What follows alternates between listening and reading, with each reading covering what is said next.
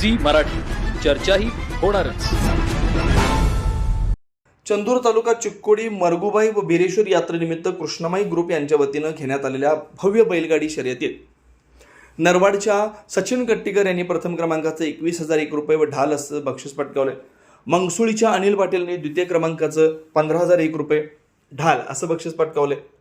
चंदूरच्या कृष्ण कांबळेने तृतीय क्रमांकाचं 10,001 रुपये ढाल असं बक्षीस पटकावले. शिवनाकवाडीच्या विवेक बेडकेहाळ यांनी चौथ्या क्रमांकाचं 5,001 रुपये व ढाल असं बक्षीस पटकावले. घोडागाडी शर्यतीमध्ये येडोरवाडीच्या शिवानंद इंगळे यांनी प्रथम क्रमांकाचं 10,001 रुपये व ढाल असं बक्षीस पटकावले. बेडकेहाळच्या सचिन माळे यांनी द्वितीय क्रमांकाचं 7,001 रुपये व ढाल.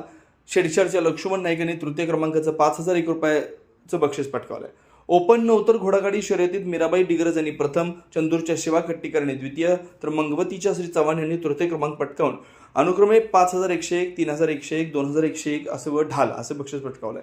घोडा शर्यतीत अक्षय रायबाग यांनी प्रथम, वरगावच्या महावीर यांनी द्वितीय, तर राकेश कांबळे यांनी तृतीय क्रमांकासह अनुक्रमे 3,101, 2,101, 1,101 रुपये व ढाल अशी बक्षीस पटकावले.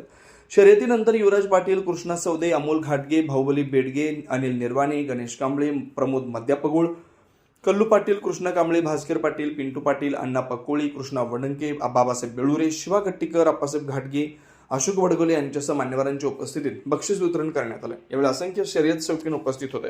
सी मराठीसाठी इंगळेहून राजू कोळे.